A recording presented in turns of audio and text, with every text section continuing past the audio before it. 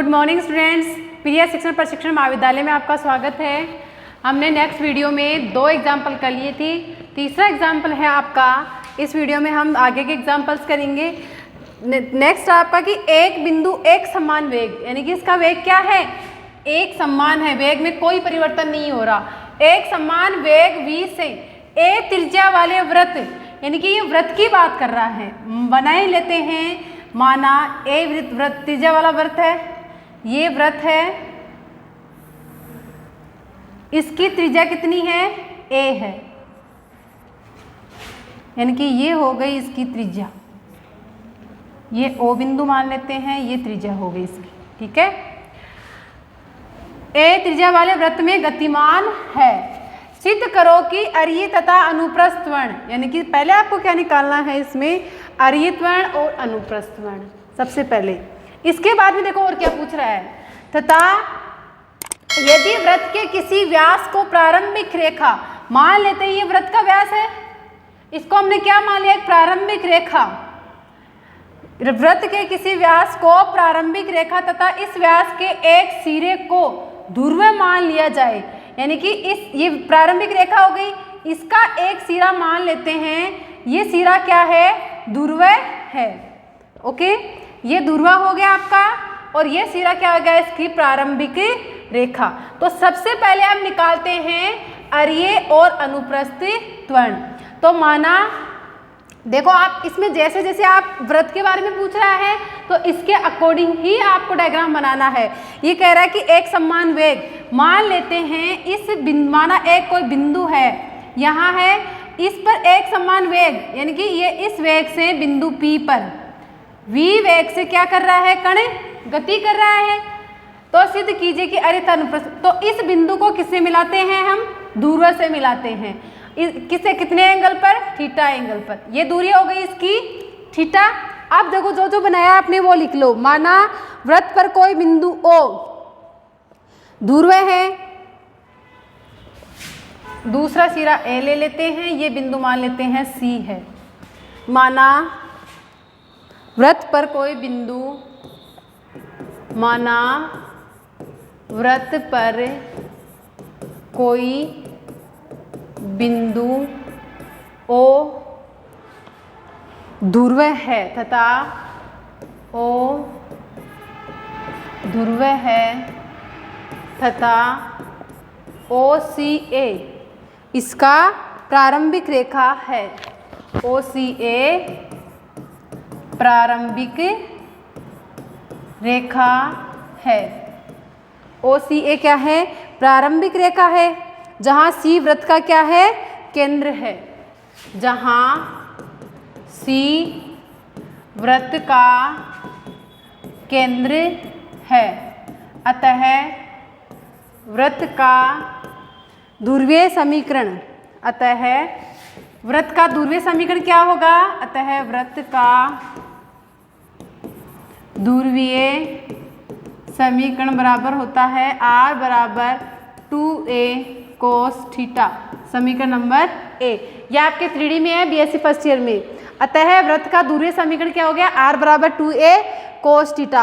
अब हम क्या मानेंगे कि t समय पर कण की स्थिति कितनी है, यानी कि t समय पर कण की स्थिति कितनी है, P है, और इसके निर्देशांक क्या हैं, R व थीटा है। तो लिखो, माना t समय पर कण की स्थिति, t समय पर कण की स्थिति P, साथ में निर्देशांक भी R थीटा है, यानी कि इसके निर्देशांक भी क्या हो जाएंगे, R व थीटा। कण एक समान वेग v से गतिमान है, कण दिया हुआ है ना हमें, कण एक समान वेग से गतिमान, एक समान वेग v से गतिमान है, कण एक समान वेग v से गतिमान है। अतः बिंदु P पर इसका वेग क्या होगा, v। अतः बिंदु P पर इसका वेग v होगा। अतः बिंदु P पर इसका वेग क्या होगा? v होगा। अब हम क्या करेंगे, P पर स्पर्श रेखा का अनुदिश और किसके अनुदिश होगा? बिंदु यानी कि इस वृत्त की क्या होगी? स्पर्श रेखा के अनुदिश वेग क्या होगा? बिंदु P पर v वेग होगा। अब हमें क्या निकालना है इसमें? अरि वेग और अनुप्रस्थ वेग। तो देखो स्पर्श रेखा के अनुदिश क्रिया से अनुदिश कौन सा वेग होता है? आपके अरीय वेग। तो अरीय तथा अनुप्रस्थ वेग निकालने के लिए हम क्या करेंगे? v को ध्रुवांतर रेखा OP के अनुदिश, यानी कि ये तो हो जाएगी आपकी ध्रुवांतर रेखा और ये इसके लंबवत रेखा। जैसे देखो मैं आपको थोड़ा समझा देती हूँ। जैसे हमने ये जैसे O बिंदु लिया था, उस पर कोई बिंदु P लिया था, ये OP क्या थी? हमारी ध्रुवांतर रेखा थी और इसके परपेंडिकुलर एक वेग v हमने पीछे निकाला था ना उसमें अरित वर्ण और अनुप्रस्थ वर्ण में, तो इसके परपेंडिकुलर वेग लग रहा था v, ठीक है, और इसके अनुदिश दिशा में अरिय वेग और इसके अनुप्रस्थ वेग यानी कि v cos थीटा और v sin थीटा, ठीक है। तो ये अब देखो इसमें क्या कह रहा है, ये तो इसके अनुदिश हो गया, यानी कि ये तो अनुदिश यानी कि ये तो ध्रुवांतर रेखा के, इसको तो ध्रुवांतर रेखा मान लिया जिस तरफ वेग v लग रहा है, और OP को क्या मान लिया? लंबवत, यानी कि जस्ट इसका अपोजिट हो गया। OP तो क्या हो गई? इसकी लंबवत रेखा, और जिस दिशा में वेग लग रहा है v यानी कि ये दिशा, ये क्या हो गई? इसकी ध्रुवांतर रेखा। तो हम इसके अकॉर्डिंग ही अरिय वेग और अनुप्रस्थ वेग लिखेंगे। तो देखो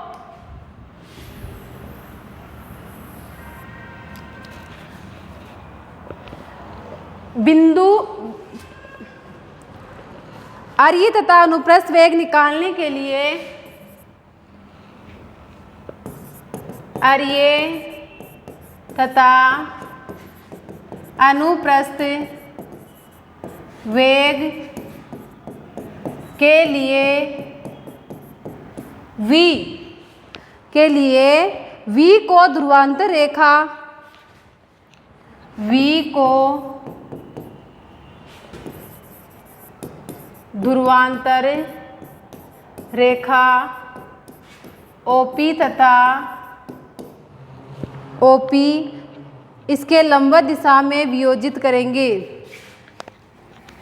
ध्रुवांतर रेखा OP तथा इसके लंबवत दिशा में वियोजित, लंबवत दिशा में वियोजित करेंगे। तो देखो क्या आ जाएगा आपके पास? अरिय वेग r डॉट बराबर अरिय वेग, इधर देखो इससे पता चलेगा, ये देखो ये हो गई इसके अनुदिश, P के अनुदिश वेग हो जाएगा क्योंकि ये ध्रुवांतर रेखा ये इसके परपेंडिकुलर है, तो इस दिशा में वेग कौन सा लगेगा आपका? v sin theta. अगर हम P बिंदु की बात करें, ये तो v के लिए है, P बिंदु की बात करें तो P के इस दिशा में कौन सा लगेगा? -v sin theta, just opposite लगेगा, और इसके परपेंडिकुलर कौन सा होगा? इसके अनुदिश, यानी कि v के अनुदिश तो हो गया ना ये वेग v के, अगर हमारा वेग इस दिशा में लग रहा था v, तब हमारे यहाँ था v cos थीटा और इसके perpendicular v sin theta, but हमारा वेग किस दिशा में लग रहा है? इस दिशा में लग रहा है, तो इसके अनुदिश वेग ये होगा, तो इस वेग को क्या कहेंगे? v cos थीटा, और इसके परपेंडिकुलर इस v वेग के परपेंडिकुलर कौन सा हो गया? ये वाला वेग, तो ये क्या होगा? v sin theta. अब इसके P बिंदु के इधर के निकालना है, तो ये क्या होगा? v sin theta. तो P बिंदु पर वेग अरिय वेग क्या होगा? माइनस का v sin थीटा, और अनुप्रस्थ वेग क्या होगा? v cos theta. तो अरिय वेग r डॉट बराबर माइनस का v sin थीटा, और अनुप्रस्थ वेग बराबर r थीटा डॉट अनुप्रस्थ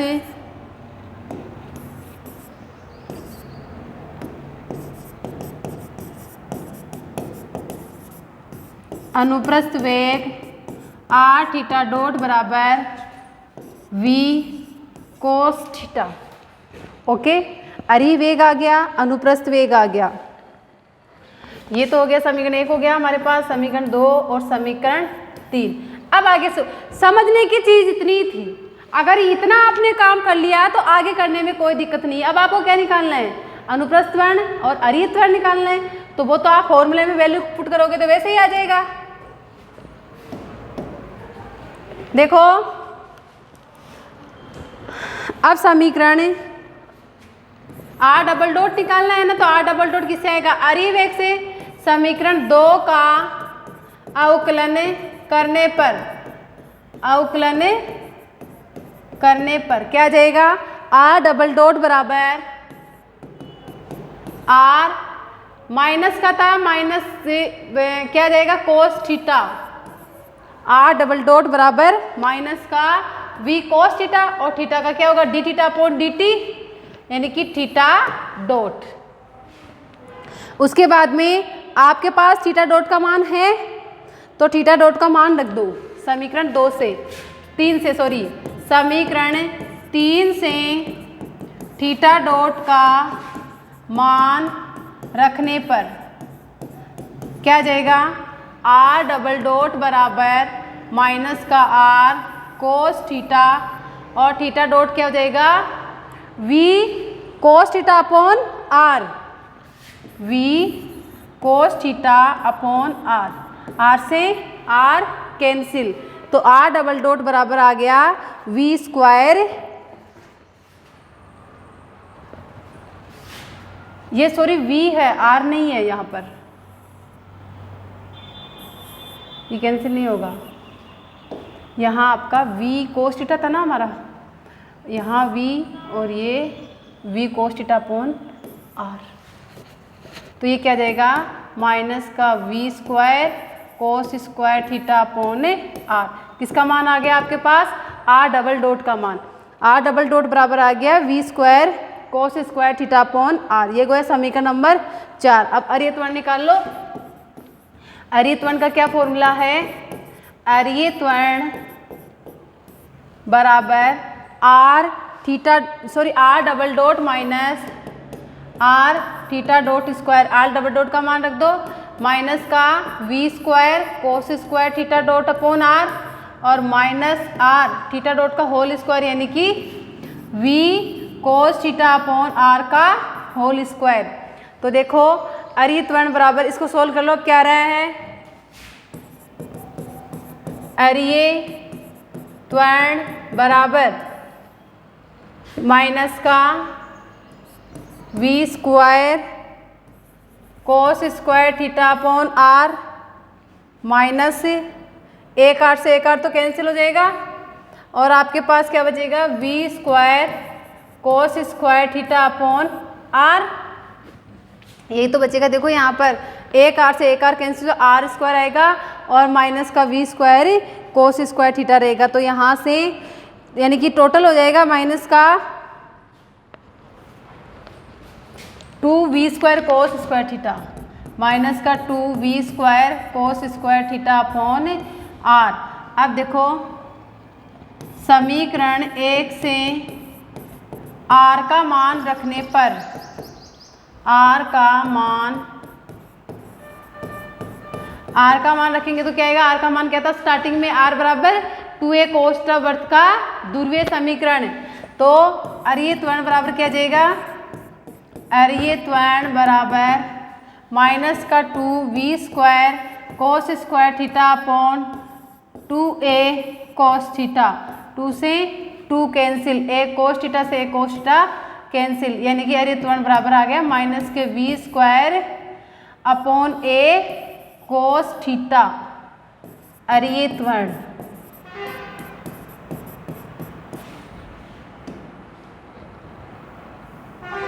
ये आ रहा है अरियत्वर्ण माइनस का we square upon a cos theta आ गया। अब कौन सा निकालना है, अनुप्रस्थवर्ण। देखो अनुप्रस्थ त्वरण बराबर 2r dot theta dot plus r theta double dot, 2r dot theta dot बराबर r, यही है ना अनुप्रस्थ त्वरण का फॉर्मूला। अनुप्रस्थ त्वरण बराबर 1 upon r D upon D T R square D theta upon D T, यानी कि इसके दो फॉर्मूले, एक तो 1 upon R D upon D T R square D, इसको इसमें से आप कोई सा भी लिख सकते हो, जरूरी नहीं है आप यही लिखोगे। जब आप इसको सोल्व करोगे तो देखो आपके पास वही आएगा, यानी कि 2r dot theta dot plus से r double dot, 2r dot theta dot 2r dot theta dot plus r theta double dot. देखो यहाँ से 1/r है, यहाँ से इसका डिफ्रेंसिएशन करोगे तो क्या आएगा 2r, करके बता देती हूँ एक बार, 1/r इसका डिफ्रेंसिएशन करोगे तो 2r dr अपॉन dt और d थीटा अपॉन dt और प्लस इसका करोगे तो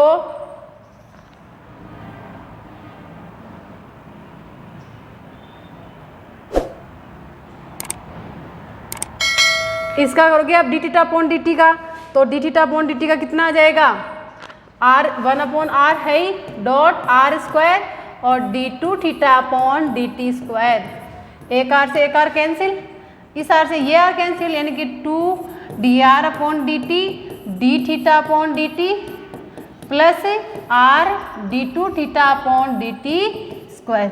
सेम आ रहा है दोनों में। इसमें देखो d theta upon D t का मान है हमारे पास, तो हमें d2 थीटा अपॉन dt का मान नहीं निकालना पड़ेगा। इसलिए जब हमारे पास थीटा डॉट होता है वैसे तो निकाल सकते हैं थीटा डॉट से थीटा डबल डॉट, लेकिन अगर हम ऐसे करेंगे थीटा डॉट का मान है, यहाँ वैल्यू पुट करके बाद में डिफ्रेंसिएशन कर देंगे।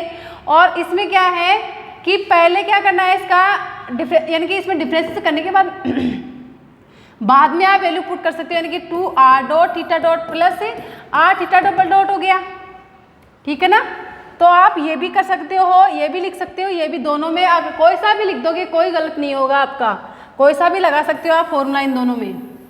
आप देखो अब इनकी वैल्यू पुट कर दो, तो वैल्यू पुट करोगे तो आपके पास क्या आएगा बराबर 1/r है d upon D T r square D theta upon D t का मान क्या था हमारे पास v कोस थीटा अपॉन r, तो यहाँ रख दो v कोस थीटा अपॉन r, v कोस थीटा अपॉन r, एक r से एक r कैंसिल हो जाएगा, यानी कि 1/r d upon D T r v cos theta.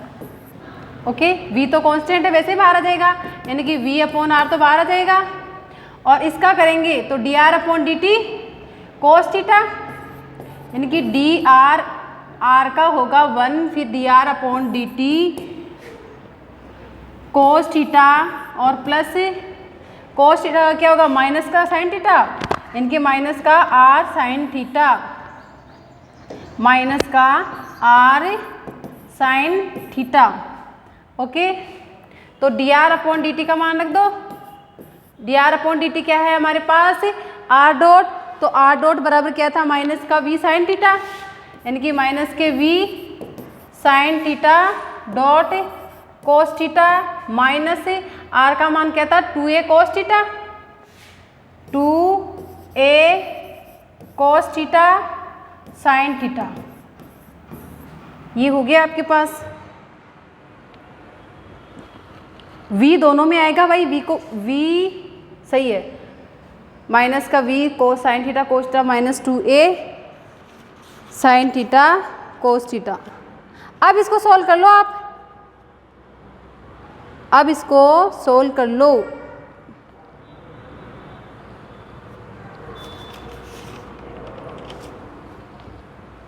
देखो यहाँ से आएगा v स्क्वायर, यानी कि माइनस का v square sine theta cos theta minus का 2a v r से, ये देखो यहाँ r है, इसको मल्टीप्लाई करेंगे इससे तो वो तो कैंसिल हो जाएगा। ओके, एक बार इसको दोबारा करते हैं और सिंप्लीफाई हो जाएगा हमारा। देखो v r dr upon D T cos theta minus r से r कैंसिल हो गया v साइन थीटा। अब हम यहाँ से r का मान r डॉट का मान रखेंगे, तो r डॉट का मान आ जाएगा आपके पास v, r डॉट था आपके पास माइनस के v साइन थीटा, माइनस का v साइन थीटा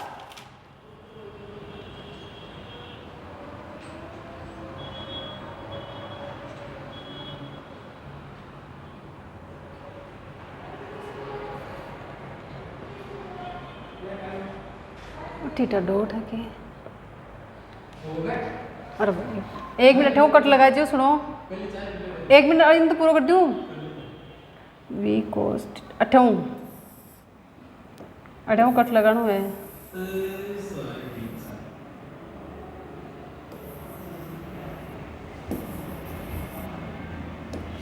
देखो इसका डिफ्रेंसिएशन करेंगे तो 1/r v बाहर आ जाएगा, आपका v तो कांस्टेंट है, ये होगा dr/dt कोस थीटा प्लस, देखो कोस का करेंगे माइनस का आएगा तो r माइनस का साइन थीटा थीटा डॉट, तो v/r dr/dt का मान यानी कि r डॉट है आपके पास माइनस का v साइन थीटा, तो माइनस का v sine theta cos theta और माइनस का r साइन थीटा और थीटा डॉट का मान है v कोस theta upon r।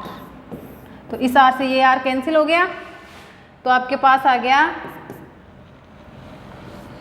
v/r minus का v sine theta cos theta minus का v sine theta cos theta, यानी कि अनुप्रस्थ त्वरण बराबर टू वी माइनस का 2v cos theta sine theta upon r, 2v square, v का स्क्वायर होगा भाई, माइनस का 2v square sine theta cos theta का साइन थीटा कोस थीटा, अब r का मान रख दो बराबर माइनस का 2v square cos theta sine theta, r का मान था आपके पास 2a कोस थीटा, यहाँ लिख देना समीकरण 1 से, तो अनुप्रस्थ त्वरण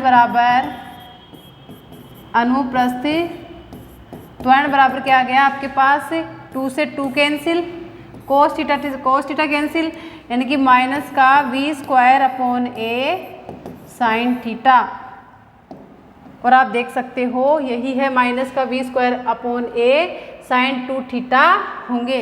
ये क्या आ गया आपके पास अरीय त्वरण और अनुप्रस्थ त्वरण। मान लिया हमने ये प्रारंभिक रेखा इस व्यास के सिर ध्रुव लिया जाए, अरीय त्वरण आ गया और ये आ गया आपका अनुप्रस्थ त्वरण, दोनों के घटक आ गए। अब ये पूछा है हमसे अरीय त्वरण क्या है, अनुप्रस्थ त्वरण क्या है। अब नेक्स्ट देखो, नेक्स्ट एग्जाम्पल है आपका, इसके बाद में देखो नेक्स्ट एग्जाम्पल है एक छल्ला जो कि एक पतली लंबी चिकनी छड़ पर फिसल सकता है। मान लेते हैं हमारे पास एक छड़ है, ये एक हमारे पास छड़ है, ठीक है, OAB, छड़ के एक सिरे O से, एक सिरा O हो गया, D दूरी पर स्थित छड़ के एक सिरे O से D, यानी कि जो हमारा बिंदु है इसको हम M नाम देते हैं, जो कण है हमारा वो कहाँ है, O से D दूरी पर स्थित है। छड़ को एक समान रूप से बिंदु O के सापेक्ष, यानी कि बिंदु O हो गया, इसके सापेक्ष क्षैतिज तल से, यानी कि किस तल से, क्षैतिज तल से ऐसे घुमाया जा रहा है, कितना एंगल हो गया, थीटा एंगल से घुमाया जाता है, तो सिद्ध कीजिए कि छल्ला वक्र r बराबर d कोस थीटा में घूमता है। यानी कि हमें r बराबर क्या लेके आना है, d कोस थीटा। देखो सबसे पहले क्या लिखोगे, माना OAB एक छड़ है जिस पर कोई कण प्रारंभ में O से n दूरी पर, O से D दूरी पर स्थित है। छड़ को O से D दूरी पर स्थित है, O के सापेक्ष, किसके सापेक्ष, O के सापेक्ष क्षैतिज तल में घुमाया जाता है, यानी कि थीटा एंगल पर घुमा दिए इसको, तो सिद्ध कीजिए कि r बराबर d कोस थीटा, यह आपको निकालना है। तो देखो इसका सॉल्यूशन, माना ये तो आप लिख लोगे, OAB एक छड़ है, मैं दूरी लिख देती हूँ, माना OM बराबर D, ओ एम बराबर क्या है डी, लिखा है ना डी दूरी पर स्थित है।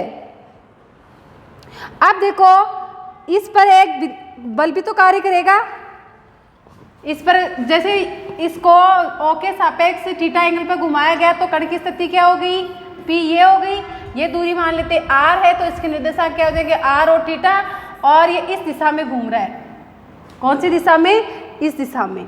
तो यहाँ जैसे टी समय पश्चात, डेल्टा टी समय पश्चात ये कण कहाँ आ जाता है, पी बिंदु पर आ जाता है, और इसके निर्देशांक क्या हो गए आर व थीटा। तो देखो छल्ला क्या है, पतली चिकनी छड़ पर, तो चिकनी छड़ पर कोई बल कार्य नहीं करेगा।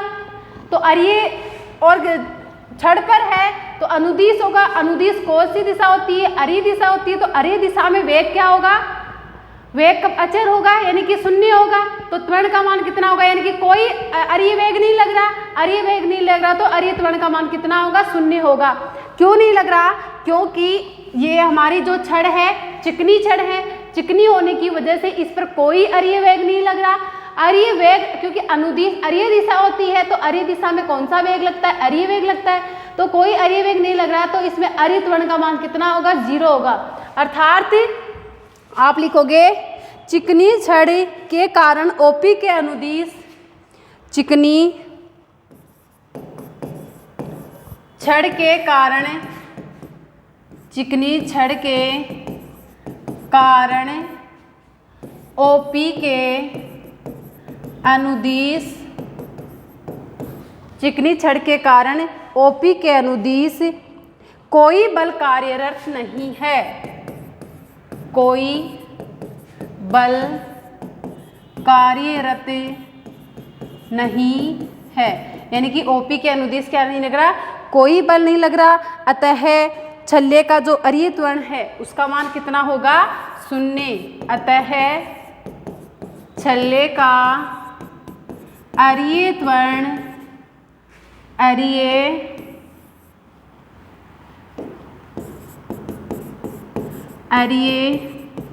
त्वरण 0 होगा। अर्थात R double dot minus R theta dot, R double dot minus R theta dot का स्क्वायर बराबर 0। अब देखो ये एक समान कौन से घूम रहा है, तो छड़ का एक समान रूप से, चूंकि छड़ को एक समान,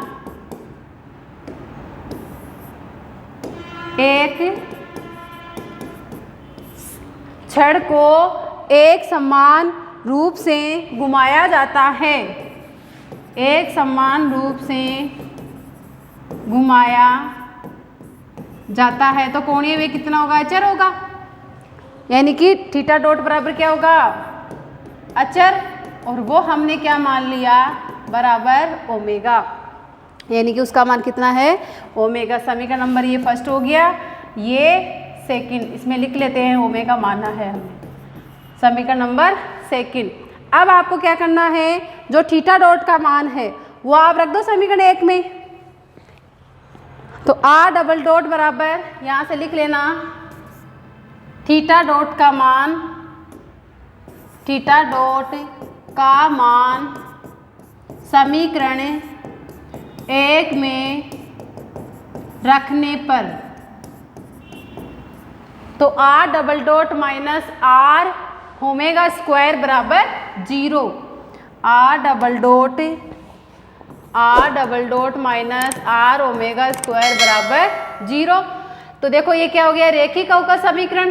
तो इसको हम किस रूप में लिख सकते हैं, यानी कि ये इस रूप में d2r upon dt square minus omega square r बराबर 0। समीकरण नंबर 3, समीकरण 3 रेखिक अवकल समीकरण, रेखिक अवकल समीकरण के रूप में है। अतः इसको कैसे सोल्व करेंगे, D square minus omega square R बराबर 0। तो डी स्क्वायर, इसकी डी स्क्वायर माइनस रेखिक अवकल समीकरणों को हम किस रूप में लिखते हैं? इस रूप में लिख दिया। अब क्या करते हैं? इसका सहायक समीकरण, सहायक समीकरण क्या होगा? M square minus omega square बराबर 0, एम स्क्वायर बराबर ओमेगा स्क्वायर और एम बराबर प्लस माइनस ओमेगा। तो आपका एम बराबर क्या आ गया? प्लस माइनस ओमेगा, अर्थात आर बराबर, अब आर की वैल्यू निकल जाएगी यहाँ से, आर बराबर C1 cos hyperbolic omega t plus C2 sine hyperbolic omega t. आपने बीएससी सेकेंड ईयर में आंशिक अवकल समीकरण की है, उसमें हमने रेखिक अवकल समीकरण ही किए हैं। अगर हमारे पास रेखिक अवकल समीकरण है तो उसका पहले सहायक समीकरण लिख लेते हैं, फिर उसका CF और PI निकालते हैं। तो PI तो जब हमारे पास QX नॉट इक्वल टू 0 होता है तब निकालते हैं, इक्वल टू 0 होता है तो सिर्फ हम CF ही निकालते हैं। तो CF होता है C1, देखो ओमेगा में है, ओमेगा में होता है cos hyperbolic omega t plus sine hyperbolic omega t. अगर हमारे पास सिंपली ऐसे कोई फैक्टर आते हैं तो उसका हम सिंपली लिखते हैं C1 e की पावर, जैसे 1 और 2 वैल्यू आ गई m की, तो C1 e की power x plus C2 e की पावर 2x, ठीक है। और ये लेकिन ये किस में आ रहा है? हाइपरबोलिक में आ रहा है, सॉरी ओमेगा में आ रहा है, यानी कि कॉम्प्लेक्स में। तो R बराबर हो गया C1 cos hyperbolic omega t plus C2 sine hyperbolic omega t. ये हो गया इक्वेशन नंबर 4 आपकी। अब समीकरण 4 का क्या कर दो आप? डिफरेंशिएशन कर दो। समीकरण 4 का अवकलन करने पर क्या जाएगा? अवकलन करेंगे तो R डॉट बराबर C1 omega sine hyperbolic omega t plus C2 omega का कोस हाइपरबोलिक ओमेगा टी। ये हो गया समीकरण नंबर 5। प्रारंभ में t इक्वस टू 0 पर, t इक्वस टू 0 पर आपके पास r का मान कितना है? आप अपने डायग्राम में देख सकते हो। r का मान ये रहा प्रारंभ में 0 से, यहाँ m प्रारंभिक स्थिति है ना, तो r कितना है? d है, यानी r बराबर क्या हो जाएगा? t बराबर 0 पर r बराबर प्रारंभ में t बराबर 0 और r बराबर d, r बराबर d है t बराबर 0 पर। आपको दे रखा है ना r का मान, तो r डॉट का मान कितना आएगा? r डॉट, यानी कि यहाँ से r बराबर d है तो डिफरेंस से करेंगे 0 हो जाएगा। दिस इम्प्लाइज r डॉट बराबर 0। समीकरण देखो 4 व 5 में रख दो इनके मान। अगर समीकरण 4 में आप t इक्वस टू 0 रखते हो तो ये भी 0 हो जाएगा और ये भी, सॉरी ये 1 हो जाएगा और ये 0 आ जाएगा, यानी कि C1 का मान आ जाएगा आपके पास। ये r की जगह रखेंगे d, यानी कि यहाँ आ जाएगा समीकरण 4 से t बराबर 0 रखेंगे तो r का मान d है और C1, यानी कि C1 का मान आ गया d। और समीकरण 5 से देखो r डॉट 0 रखेंगे और ये 0 हो जाएगा और ये बचेगा, यानी कि C2 बराबर 0। C1 व C2 की वैल्यू आ गई आपके पास, क्योंकि कांस्टेंट है ना, इनका वैल्यू तो निकालनी पड़ती है। तो C1 C2 की वैल्यू के बाद में आप निकाल लो समीकरण, C1 C2 का मान रख दो समीकरण 4 में। C1 तथा C2 का मान समीकरण 4 में रखने पर, समीकरण 4 में रखने पर तो क्या जाएगा? r बराबर C1 का मान कितना है? d है, d cos hyperbolic omega t plus C2 का मान 0 हो गया, यानी कि आपके पास आ गया r बराबर d cos hyperbolic omega t. ये हो गई आपके पास इक्वेशन नंबर 5 पे। इक्वेशन नंबर 5 है। देखो अब देखो आपके पास थीटा डॉट का मान कितना था? ओमेगा था। समीकरण नंबर कौन सी थी आपके पास? इस समीकरण से दे दो थीटा डॉट बराबर ओमेगा, तो यानी कि D theta upon D t का मान क्या है? ओमेगा। समीकरण 2 से तो यहां लिखो समीकरण 2 से D theta upon D T बराबर ओमेगा। इंटीग्रेशन कर दो इसका, क्या जाएगा? थीटा बराबर ओमेगा टी प्लस सी, ओमेगा टी प्लस सी। तो देखो थीटा प्रारंभ में थीटा बराबर 0 और t बराबर 0, तो c बराबर क्या आ जाएगा 0, यानी c की वैल्यू 0 आ गई। तो थीटा बराबर क्या आ गया आपके पास ओमेगा t। समीकरण नंबर 6, समीकरण 6 का मान 5 में रखने पर समीकरण 5 व 6 से r बराबर क्या हो जाएगा d cos hyperbolic omega t की जगह क्या रख दें थीटा, और यही हमसे पूछा गया था r बराबर d कोस हाइपरबोलिक थीटा। ये देखो r बराबर d कोस थीटा है या कोस हाइपरबोलिक थीटा है, सॉरी हाइपरबोलिक थीटा है, कोस हाइपरबोलिक थीटा में घुमाया जाता है। ठीक है, ये प्रूफ करना था और यही हमारे आ गया। अब देखो और भी एग्जाम्पल हैं इसमें जो हम करेंगे नेक्स्ट वीडियो में, क्योंकि ये वीडियो बहुत बड़ा हो गया है। आगे जो भी एग्जाम्पल है एक एक वीडियो बना के मैं आपको सारे करवा दूंगी।